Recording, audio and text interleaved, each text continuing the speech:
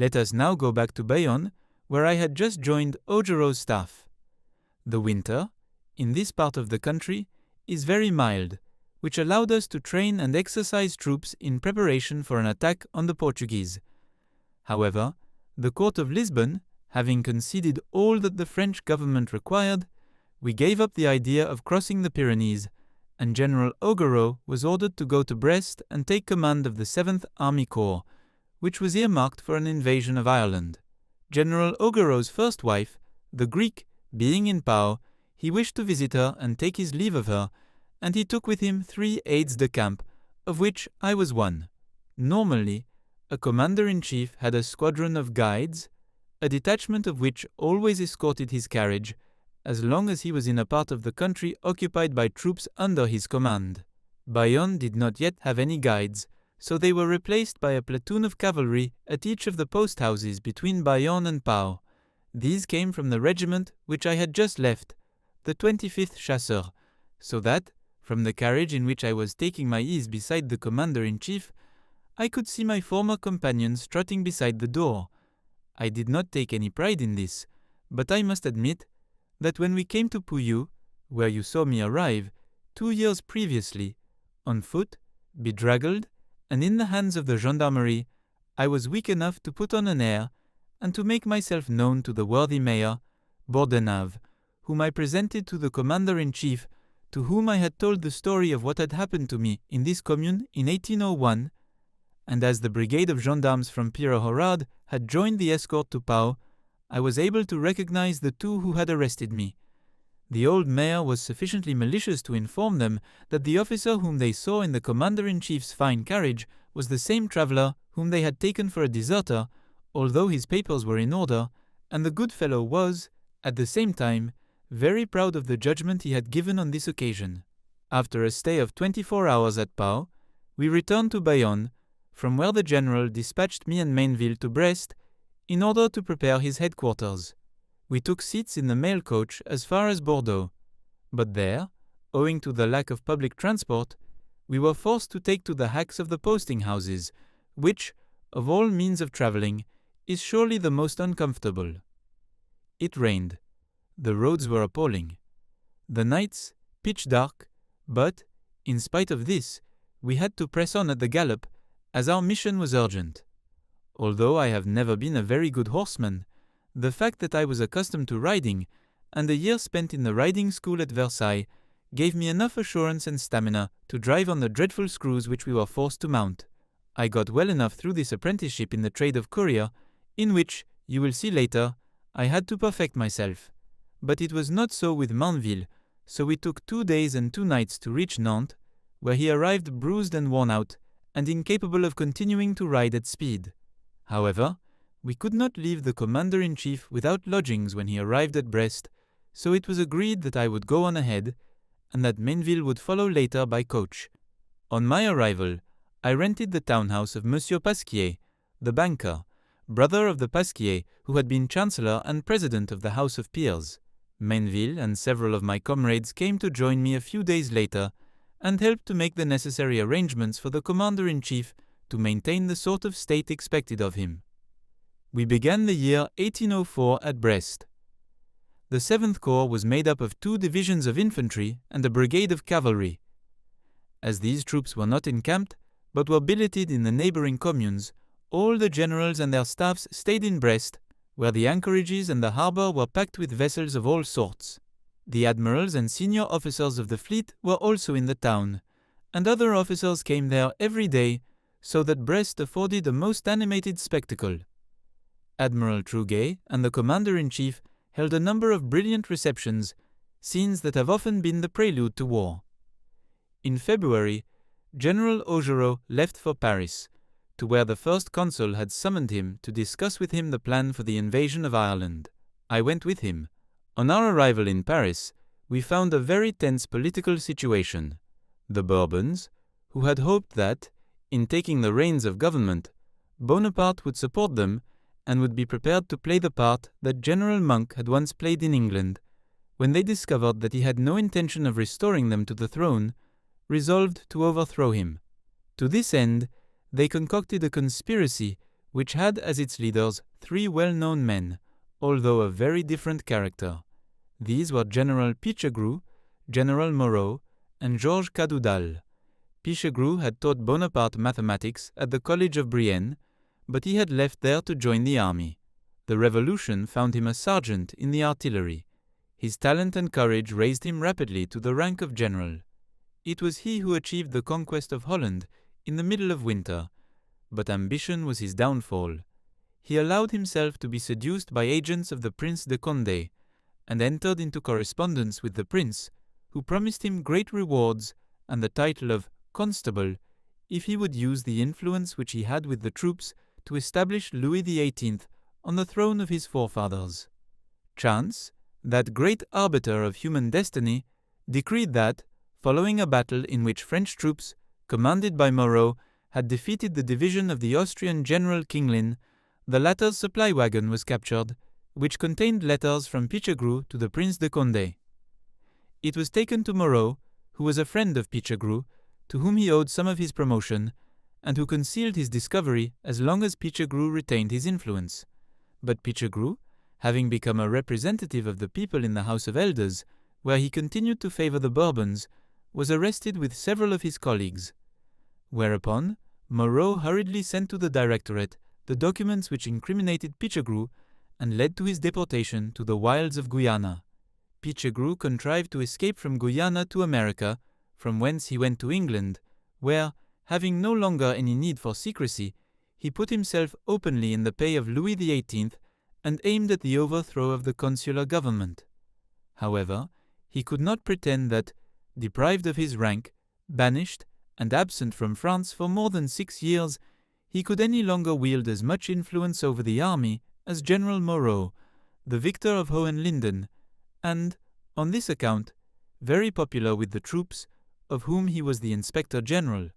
Pichegru, then, out of devotion to the Bourbon cause, agreed to forget the reasons he had for disliking Moreau, and to unite with him for the triumph of the policy to which he was committed. Moreau, who was born in Brittany, was studying law at Rennes when the Revolution of 1789 broke out. The students, young and turbulent, elected him as their leader, and, when they formed a battalion of volunteers, they named Moreau as their commander. Having made his debut in the profession of arms as a senior officer, he proved himself both courageous and competent, and was rapidly promoted to general and army commander. He won several battles, and conducted, in the face of Prince Charles of Austria, a justly celebrated retreat. But, though a good soldier, Moreau lacked civic courage. We have seen him refuse to put himself at the head of the government, while Bonaparte was absent in Egypt. However, though he had helped the latter on the 18th Brumaire, he became envious of his power when he saw him raised to the position of first consul, to the extent that he sought, by all means, to supplant him. Driven on, it is said, by the jealousy felt by his wife and mother-in-law toward Josephine. Given this situation, it would not be difficult to persuade Moreau to conspire with Pichegru to overthrow the government. A Breton, named La Jolie, an agent of Louis XVIII and a friend of Moreau, became the intermediary between him and Pichegru. He travelled frequently between London and Paris, and it soon became evident to him that Moreau, while agreeing to the overthrow of Bonaparte, intended to keep power for himself and not to hand it to the Bourbons. It was then thought that a meeting between him and Pichegru might lead him to change his mind, so Pichegru was landed on the coast of France from an English vessel at a spot near Tréport, and went to Paris, to where Georges Cadoudal had preceded him, along with Monsieur de Rivière, the 2 Polignacs, and other royalists. Georges Cadoudal was the youngest son of a miller from Morbihan, but, as there was a bizarre custom in that part of Lower Brittany whereby the last born of a family inherited all the estate, Georges, whose father was comfortably off, had been given a certain amount of education. He was a short man, with wide shoulders and the heart of a tiger, whose audacity and courage had raised him to the high command of all the groups of Chouans in Brittany. Since the pacification of Brittany, he had lived in London, but his fanatical devotion to the House of Bourbon did not allow him any repose as long as the first consul was at the head of the government. He formed a plan to kill him, not by a clandestine assassination, but in broad daylight, by attacking him on the road to Saint-Cloud with a party of 30 or 40 mounted Chouans, well armed and wearing the uniform of the consular guard. This plan had the more chance of success, since, at this time, Bonaparte's escort was usually no more than 4 cavalrymen. A meeting was arranged between Pichegru and Moreau. It took place, at night, near the church of La Madeleine, which was then being built. Moreau agreed to the deposition and even the death of the first consul, but he refused to consider the restoration of the Bourbons. Bonaparte's secret police, having warned him that there was underground plotting going on in Paris, he ordered the arrest of a number of former Chouans who were in the city. One of these gave some information which seriously compromised General Moreau, whose arrest was then agreed upon by the Council of Ministers. This arrest initially created a very bad impression amongst the general public, because Cadoudal and Pichegru, not having been arrested, no one believed they were in France, and it was said that Bonaparte had invented the conspiracy in order to get rid of Moreau. The government then had the strongest reasons to prove that Cadoudal and Pichegru were in Paris, and that they had met Moreau. All the barriers were closed for several days, and the most drastic punishment was decreed for anyone sheltering the conspirators. From that moment, it became very difficult for them to find any place of safety, and soon Pichegru, Monsieur de Rivière, and the Polignacs fell into the hands of the police. These arrests began to convince the public of the reality of the conspiracy, and the capture of Georges Cadoudal dispelled any remaining doubts.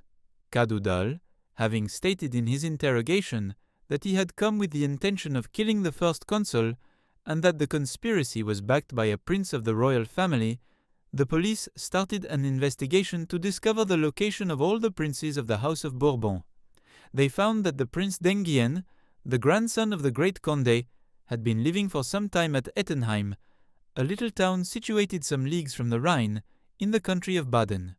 It has never been proved that the Duc d'Enghien was involved in the conspiracy, but he certainly had, on several occasions, been imprudent enough to enter French territory. However that may be, the first consul sent, secretly, and by night, a detachment of troops, led by General Ordener, to the town of Ettenheim, where they seized the Duc d'Enghien. He was taken immediately to Vincennes, where he was tried, condemned, and shot before the public was aware of his arrest. This execution was greeted with general disapproval. It was held that had the prince been captured on French territory, he could have been tried under a law which, in this case, carried the death penalty, but that to go and seize him beyond the frontiers, in a foreign land, was a gross infringement of human rights.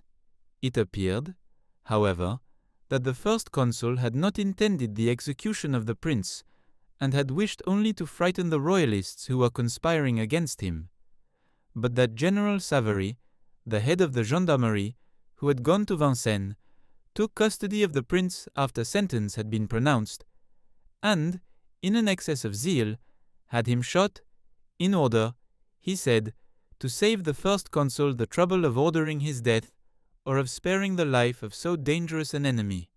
Savary has since denied that he expressed such sentiments, but I have been assured by people who heard him that he did. Bonaparte is known to have blamed Savary for his hastiness, but, the deed having been done, he had to accept the consequences. General Pichegru, ashamed to be associated with assassins, and that the conqueror of Holland should stand in the dock with criminals, died alone in his cell. It has been claimed that he was strangled by Mamelukes of the guard, but this is a fabrication. Bonaparte had no incentive to commit such a crime. It was more in his interest to have Pichegru disgraced before a public tribunal than to have him killed in secret. Georges Cadoudal, condemned to death along with several accomplices, was executed. The brothers Polignac and Monsieur de Rivière, who received the same sentence, had it commuted to life imprisonment. They were locked up in Vincennes, but, after several years, they obtained permission to live on parole in a nursing home. However, in 1814, on the approach of the Allies, they left and went to join the Comte d'Artois in Franche-Comté. Then, in 1815, they were most savage in their pursuit of the Bonapartists. As for General Moreau, he was sentenced to 2 years' detention. The first consul pardoned him on condition that he went to the United States. He lived there in obscurity until 1813, when he went to Europe to range himself among the enemies of his country and died fighting against the French, thus confirming all the accusations which were made against him at the time of Pichegru's conspiracy. The French nation, weary of revolutions and recognizing the extent to which Bonaparte was needed for the maintenance of good order, chose to forget what was odious in the affair of the Duc d'Enghien and raised Bonaparte to the throne by declaring him emperor on May 25, 1804. Almost all nations recognized the new sovereign of France. To mark the occasion, 18 generals, selected from the most notable, were elevated to the dignity of marshals of the empire. That concludes the 15th part of the story.